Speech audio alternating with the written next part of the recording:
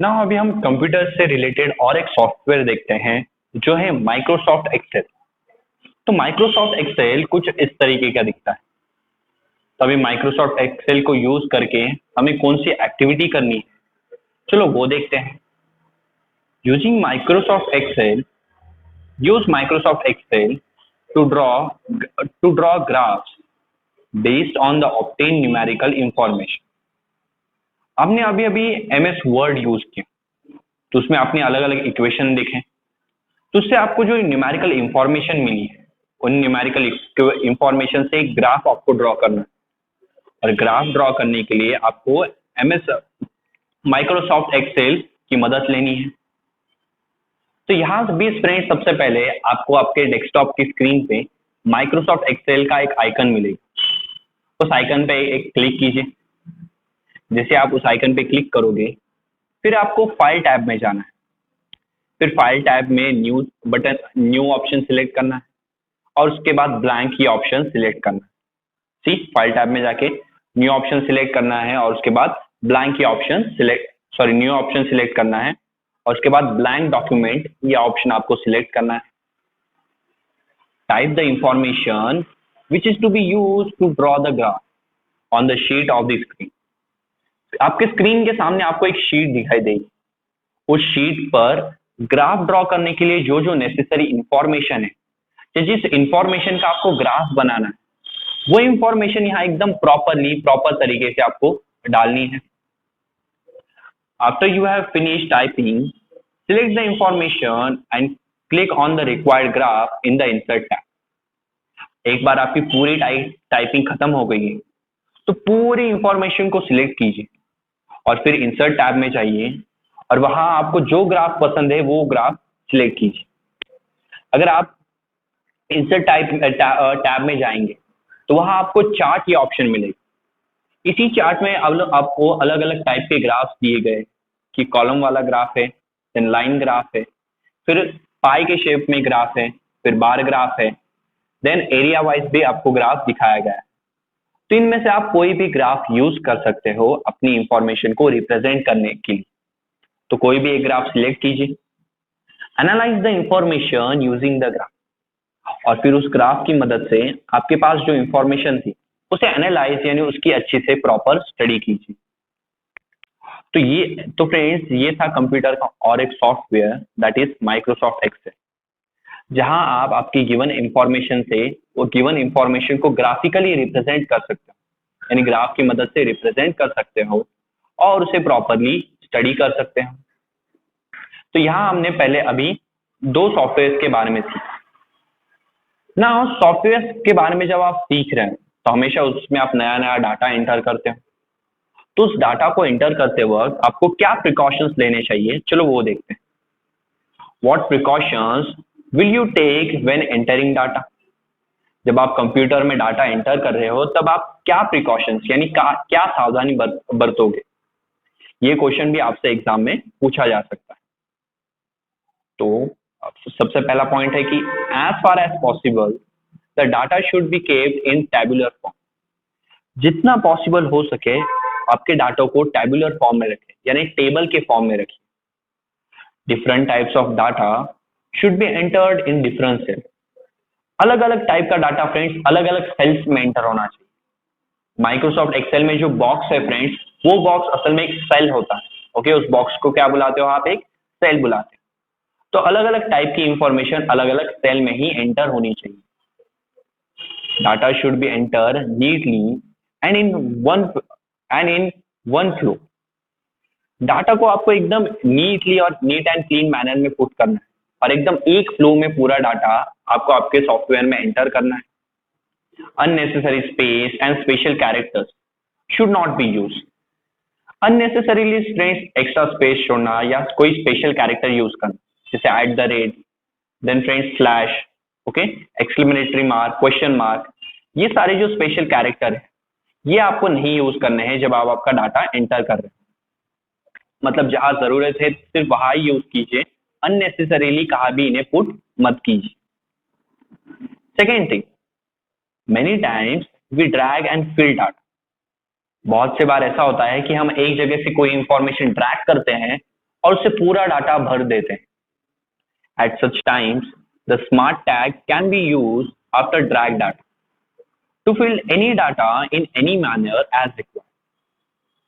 तो फ्रेंड्स, जब आप ड्रैग एंड फिल डाटा करते हो, यानी डाटा को एक तरफ से लेते हो और ड्रैग करके अपनी स्क्रीन पे डाल देते हो, तो उसके बाद फ्रेंड्स आप स्मार्ट टैग ये ऑप्शन यूज कर सकते हैं.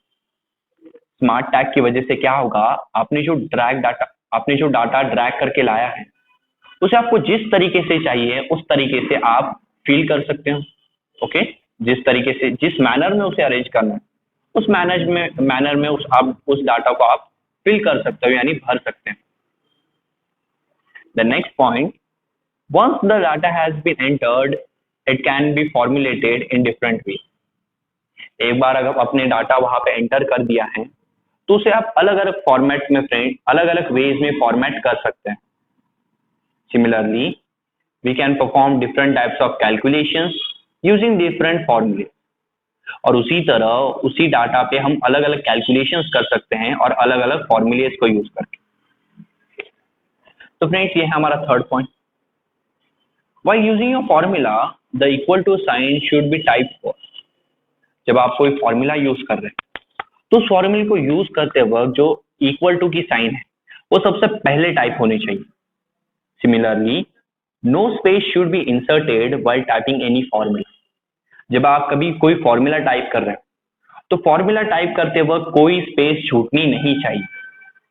ना फ्रेंड्स, अगर आप देखें तो जैसे आप एक्सेल ओपन करोगे आपको वहां एक एफएक्स दिखेगा. ओके, एफएक्स करके एक ऐसा बड़ा टैब दिखेगा जो कि ये रहा. ये वो टैब है जहां आप फॉर्मूलेस भरते हैं. ओके, और इन फॉर्मूलेस पुट करते वक्त फॉर्मूलेस में बिल्कुल ही स्पेस नहीं छोड़नी है, ये बात आपको ध्यान रखनी है. तो इस तरीके से आप एमएस माइक्रोसॉफ्ट एक्सेल को यूज कर सकते हो या बाकी कोई भी सॉफ्टवेयर यूज कर सकते हैं. बट यहाँ हमने जो बातें सीखी हैं वो आपको हमेशा डाटा एंटर करते वक्त ध्यान रखनी है कि डाटा एकदम प्रॉपर मैनर में फिल करना है, अलग अलग टाइप का डाटा अलग अलग सेल्स में डालना है. ओके, डाटा को एकदम नीटली और एक फ्लो में डालना है और बिना किसी वजह कोई स्पेस या कोई स्पेशल कैरेक्टर पुट नहीं करना है. फिर जब हम ड्रैग एंड फिल डाटा ये ऑप्शन यूज करते हैं उसके बाद हम स्मार्ट टैग ऑप्शन यूज कर सकते हैं ताकि हमें जिस तरीके से चाहिए हम अपने डाटा को फिल कर सकें. फिर एक बार जब हम डाटा भर देते हैं तो उसे बहुत सारे अलग अलग तरीकों से फॉर्मेट किया जा सकता है, यानी अरेंज किया जा सकता है. साथ ही साथ उस पर अलग अलग कैलकुलेशंस और अलग अलग फॉर्मूलेस भी उस पर यूज किए जा सकते हैं. फिर आता है कि जब हम फॉर्मूलेस पुट करते हैं तो फॉर्मूलेस में इक्वल टू की साइन सबसे पहले टाइप होती है और फॉर्मूला टाइप करते वक्त कोई भी स्पेस छोड़ी नहीं जाती. ये कुछ चीजें हैं जो आपको डाटा एंटर करते वक्त ध्यान रखनी चाहिए. नाउ अभी हम और एक सॉफ्टवेयर के बारे में सीखने वाले हैं जो है माइक्रोसॉफ्ट पावर पॉइंट.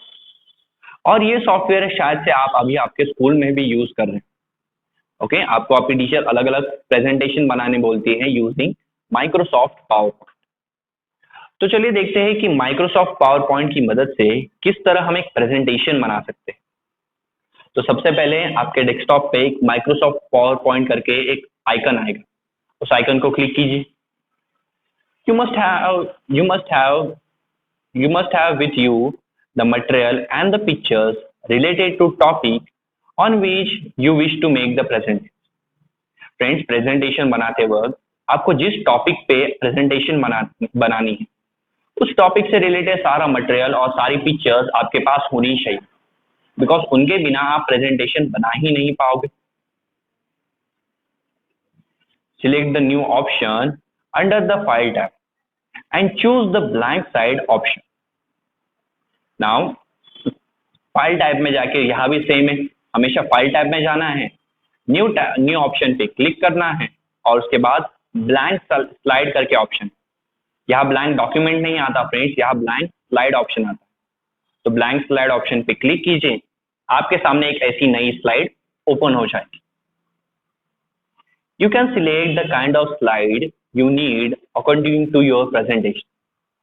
Now आपके प्रेजेंटेशन के अकॉर्डिंग आपको जिस टाइप की स्लाइड चाहिए उस टाइप की स्लाइड आप सिलेक्ट कर सकते हैं। जरूरी नहीं इस पिक्चर में जैसी स्लाइड दिखाई है आप वैसे ही सिलेक्ट करो, आपको जैसी चाहिए आप वैसी स्लाइड सिलेक्ट कर सकते हैं। Type the information you need on the blank slide and insert picture. फिर उस ब्लैंक स्लाइड पे आपके पास जो इंफॉर्मेशन है वो अच्छी तरीके से टाइप कीजिए, और अगर आपके प्रेजेंटेशन से रिलेटेड कुछ पिक्चर्स है तो वो पिक्चर्स भी आप वहां पे डाल सकते हैं। Use the design tab to design your slide. फिर अगर आप देखोगे तो ऊपर टैब्स में एक डिजाइन टैब भी मिलेगा आपको। उस डिजाइन टैब की मदद से आप आपकी स्लाइड में अलग अलग डिजाइन कर सकते हैं। Use the animation tab to animate the slide and make a slide show. उसी के साथ आपको ऊपर एक एनिमेट टैब करके भी मिलेगा, एनिमेशन टैब भी मिलेगा, जिस एनिमेशन टैब में आप आपकी स्लाइड को अलग अलग एनिमेशन दे सकते हैं और उसकी मदद से एक पूरा स्लाइड शो प्रिपेयर कर सकते हैं। स्लाइड शो में फ्रेंड्स आप वन बाय वन आपकी पूरी स्लाइड लोगों को रिप्रेजेंट करते हैं। तो इस तरीके से आप माइक्रोसॉफ्ट पावर पॉइंट में एक प्रेजेंटेशन बना सकते हैं। जस्ट हर वक्त एक नया स्लाइड लेना है, ओके, उसमें फ्रेंड्स अलग अलग इंफॉर्मेशन टाइप करनी है। डिजाइन में जाके ओके सी यहाँ डिजाइन ऑप्शन है। सबसे पहला ऑप्शन आएगा file, second option home, third option insert और उसके बाद आता है डिजाइन ऑप्शन। तो डिजाइन ऑप्शन पे क्लिक करके स्लाइड में अलग अलग डिजाइन दे सकते हैं। उसके बाद आते हैं फ्रेंड्स ट्रांजिशन। ट्रांजिशन यानी जब आपको एक स्लाइड से दूसरे स्लाइड में जाना है तो उसमें उसके बीच आपको कुछ एनिमेशन अगर डालने हो तो वो ट्रांजिशन की मदद से आप डाल सकते हैं। फिर आता है एनिमेशन। एनिमेशन में स्लाइड में आप जितनी भी इंफॉर्मेशन टाइप करोगे उसे अगर आपको एनिमेशन प्रोवाइड करना है तो वो आप वहां पे कर सकते हैं। तो इस तरह हमने आज और एक सॉफ्टवेयर के बारे में सीखा जो था माइक्रोसॉफ्ट पावर पॉइंट। और फ्रेंड्स मैं जानता हूं कि आपके स्कूल में अब तक आपने ये सॉफ्टवेयर यूज कर लिया होगा। उसके बाद आता है friends Acrobat reader. Acrobat reader असल में एक पीडीएफ फाइल रीडर है, जो पीडीएफ यानी पोर्टेबल डॉक्यूमेंट फॉर्मेट के जो फाइल्स होते हैं उन्हें रीड करने में यूज होता है। Can be use to view the file, to print it और टू हैंडल फाइल्स। ये जो फ्रेंड्स एक्रोबैट रीडर है इसमें आप पीडीएफ फाइल्स यानी पोर्टेबल डॉक्यूमेंट फॉर्मेट वाले जो फाइल्स होते हैं उन्हें देखने के लिए या उन्हें प्रिंट करने के लिए या उन फाइल्स को हैंडल करने के लिए एक्रोबैट रीडर यूज करते हैं। ओके, देन फ्रेंड्स उसके बाद आता है Internet Explorer. This is a kind of a search engine. ये फ्रेंड्स इंटरनेट एक्सप्लोरर असल में एक काइंड का search engine. It helps to find the information we want from all the information available on the internet. ये search engine हमें help करते हैं कि इंटरनेट पे जितनी भी इंफॉर्मेशन अवेलेबल है उस इंफॉर्मेशन को ढूंढने के लिए हमें सर्च इंजिन हेल्प करते हैं, जिनमें से एक है इंटरनेट एक्सप्लोरर। आपको फ्रेंड्स शायद से आप कोई और सर्च इंजिन यूज कर सकते हो, ओके, इंफॉर्मेशन इंटरनेट से इंफॉर्मेशन निकालने की। तो फ्रेंड्स यहाँ हमने अलग अलग कंप्यूटर्स में जो सॉफ्टवेयर यूज होते हैं उनकी इंफॉर्मेशन। नाउ अभी हमारे पास यहाँ कुछ और इंफॉर्मेशन दी गई है आईसीटी से रिलेटेड, चलो वो देखते हैं। Note, while studying the subject of science and technology you have to actually make use of information communication technology that you learn in this lesson। यहाँ पे एक काफी इंपॉर्टेंट बात दी गई है कि जब आप साइंस एंड टेक्नोलॉजी ऐसे सब्जेक्ट की स्टडी करते हो तो वहां आपको एक्चुअल में इंफॉर्मेशन कम्युनिकेशन टेक्नोलॉजी यानी आईसीटी की हेल्प लेनी पड़ती है, जो आप फ्रेंड्स इस चैप्टर में सीख रहे हैं। और उसे किस तरह यूज, और फ्रेंड्स साइंस एंड टेक्नोलॉजी की स्टडी करते वक्त आईसीटी को आपको यूज भी करना पड़ता है। Do take the help of your teacher as well as your parents and friends if you need. और जब आप आईसीटी यानी इंफॉर्मेशन कम्युनिकेशन टेक्नोलॉजी को यूज कर रहे हैं तो उसे यूज करते वक्त आप आपके टीचर्स, आपके पेरेंट्स या आपके फ्रेंड्स की भी हेल्प ले सकते हो अगर आपको जरूरत है तो ये बात आपको ध्यान रखनी है कि अगर आप साइंस एंड टेक्नोलॉजी सीख रहे हो तो आपको आईसीटी का यूज करना ही चाहिए। और अगर आपको उसे यूज करते वक्त कोई प्रॉब्लम आ रही है तो आप आपके टीचर्स, पेरेंट्स या फ्रेंड्स से पूछ सकते हैं। Now Some use of information communication technology are given in the boxes field. What are its other uses? अभी इंफॉर्मेशन कम्युनिकेशन टेक्नोलॉजी के कुछ यूजेस आपको यहाँ पे दिए गए। जस्ट इन यूजेस में से आपको इन यूजेस को देखना है फ्रेंड्स, और इंफॉर्मेशन कम्युनिकेशन टेक्नोलॉजी यानी आईसीटी के और भी क्या क्या यूजेस हैं वो यूजेस आपको बताने। तो आइए चलो उन यूजेस की स्टडी करते हैं। सबसे पहला है demonstration. Some experiments and concepts in science can be demonstrated easily and effectively by using simulation and animation. कुछ ऐसे एक्सपेरिमेंट है फ्रेंड्स या कुछ साइंस की ऐसी कंसेप्ट्स हैं जिन्हें हम काफी आसानी से डेमोन्स्ट्रेट यानी दिखा सकते हैं और काफी अच्छी तरीके से दिखा सकते हैं सिमुलेशंस और एनिमेशंस को यूज करके। जैसे फ्रेंड्स हमारा नर्वस सिस्टम कैसे काम करता है, इसे आप प्रॉपर एक एनिमेशन यूज करके समझा सकते हैं। और जो सिमुलेशंस होते हैं फ्रेंड्स, वो असल में सिमुलेशंस फ्रेंड्स असल में ऐसे सिस्टम होते हैं जो फ्रेंड्स प्रैक्टिकल सिचुएशन की एक फ्रेंड्स कॉपी क्रिएट करते हैं। जो फ्रेंड्स सिमुलेशंस काफी सारी अलग अलग ट्रेनिंग्स में यूज की जाती है।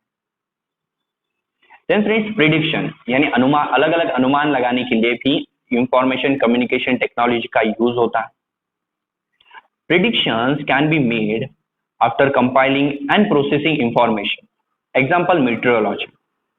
जैसे कि फ्रेंड्स हमारे लास्ट चैप्टर यानी चैप्टर नंबर 9 में हमने मीटरोलॉजी के बारे में सीखा। और मीटरोलॉजी यानी क्लाइमेट क्या होगा आज का, उसके बारे में वो हमें इंफॉर्मेशन देते हैं और आने वाले 2-3 दिनों में क्या क्लाइमेट होगा उसका वो एक अनुमान यानी उसके बारे में प्रेडिक्ट करते हैं।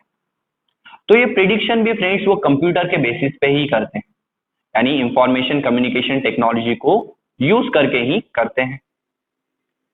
फिर collecting scientific information, internet, email, news groups, blogs, chat rooms, Wikipedia, video conferencing and etcetera. आपको अलग अलग टाइप की अगर इंफॉर्मेशन कलेक्ट करनी है तो उसके लिए भी आपको इंफॉर्मेशन कम्युनिकेशन टेक्नोलॉजी हेल्प करता है। आप उसके लिए internet, emails, news groups, blogs, chat rooms, Wikipedia या फिर वीडियो कॉन्फ्रेंसिंग की हेल्प ले सकते हैं। ये सारी चीजें आपको अलग अलग साइंटिफिक इंफॉर्मेशन कलेक्ट करने के लिए हेल्प करेगी।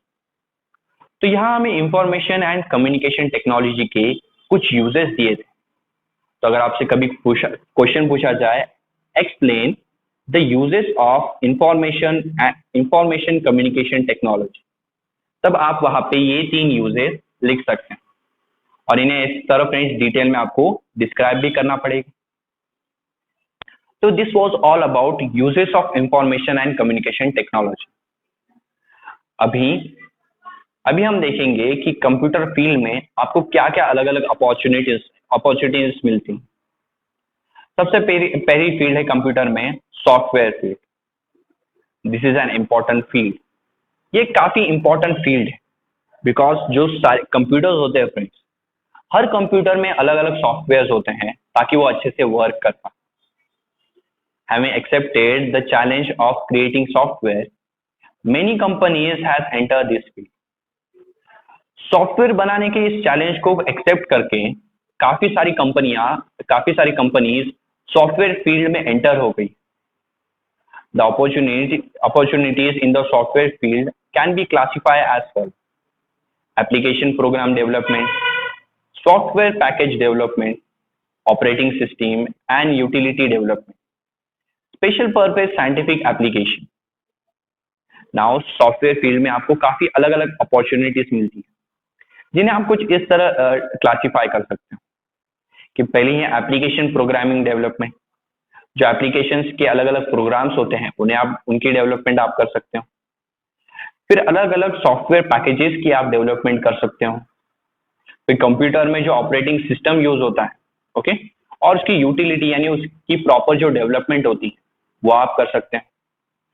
फिर फ्रेंड्स स्पेशल पर्पस के लिए जो साइंटिफिक एप्लीकेशन है उनकी भी प्रिपरेशन आप यहाँ पे कर सकते हैं। तो ये सारी वो अपॉर्चुनिटीज हैं जो सॉफ्टवेयर फील्ड आपको प्रोवाइड करता है। और इसमें आप इतनी सारी चीजें, अलग अलग चीजें सीख भी सकते हो और इतनी सारी चीजें बना भी सकते हैं। फिर आती है नेक्स्ट फील्ड जो कि है हार्डवेयर फील्ड। और इन दोनों के बिना फ्रेंड्स कंप्यूटर फील्ड ही नहीं होती। तो हार्डवेयर फील्ड में आप क्या कर सकते हैं? Today there are several companies in our country to which make computers. आज फ्रेंड्स हमारी कंट्री में भी बहुत सारे ऐसी कंपनीज हैं जो कंप्यूटर्स बनाती हैं। They sell computers that they have themself made. वो कंपनीज उन कंप्यूटर्स को सेल करती हैं जो उन्होंने खुद ने बनाए।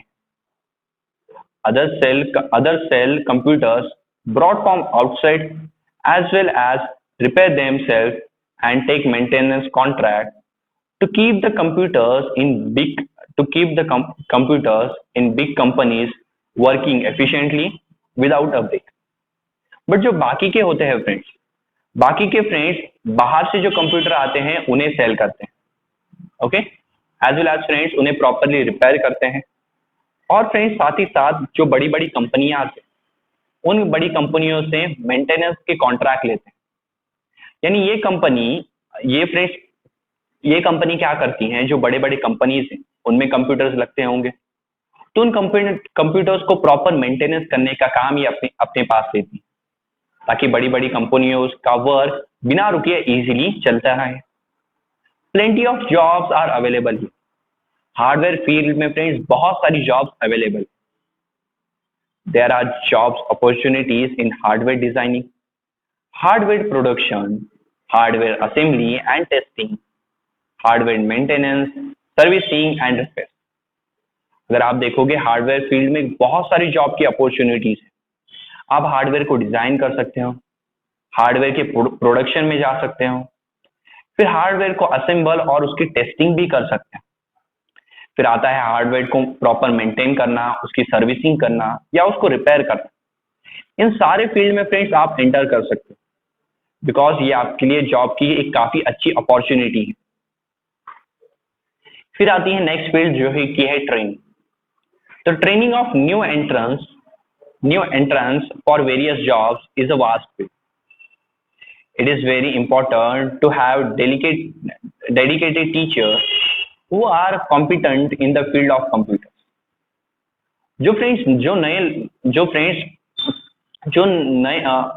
जो नए लोग फ्रेंड्स इस कंप्यूटर फील्ड में एंटर करते हैं, उन्हें ट्रेन करने के लिए भी फ्रेंड्स उन्हें ट्रेन करने के लिए भी कंप्यूटर फील्ड हमें अपॉर्चुनिटी देता है। और यहाँ पे ये बात काफी इंपॉर्टेंट है कि फ्रेंड्स हमारे पास डेडिकेटेड टीचर्स हो, जिन्हें फ्रेंड्स कंप्यूटर फील्ड के सारे कंपोनेंट्स की अच्छे से जानकारी हो, ताकि वो नए जो स्टूडेंट्स आ रहे हैं उन्हें कंप्यूटर के बारे में अच्छी नॉलेज दे सकें और प्रॉपर नॉलेज दे सकें। Then friends marketing. There are many establishments which make and sell computers and related accessories. Now friends ऐसी बहुत सारी एस्टैब्लिशमेंट्स यानी ऐसी बहुत सारी कंपनीज हैं जो कंप्यूटर्स को फ्रेंड्स बनाती भी हैं और सेल भी करती हैं, और कंप्यूटर से जुड़े हुए जो बाकी सामान हैं यानी बाकी एक्सेसरीज हैं उन्हें भी बेचती हैं और बनाती हैं। They need good sales personals who are experienced in the working of computers as well as skilled in marketing. Now in companies को अच्छे सेल्समैन चाहिए जो फ्रेंड्स कंप्यूटर के वर्किंग में काफी एक्सपीरियंस हो और उनकी मार्केटिंग स्किल्स भी काफी अच्छी हो, ताकि वो इजीली लोगों को अपने प्रोडक्ट सेल कर पाए। तो कंप्यूटर की वजह से मार्केटिंग फील्ड भी फ्रेंड्स आपके लिए अच्छी जॉब अपॉर्चुनिटी बन जाती है। तो ये वो अपॉर्चुनिटीज है जो आपको कंप्यूटर फील्ड प्रोवाइड करता है। तो यहाँ पे क्वेश्चन पूछा जा सकता है कि what are the opportunities in the computer field, क्या क्या अपॉर्चुनिटीज हैं, ऐसा क्वेश्चन आपसे पूछा जा सकता है। तब आप ये चार अपॉर्चुनिटीज वहां पे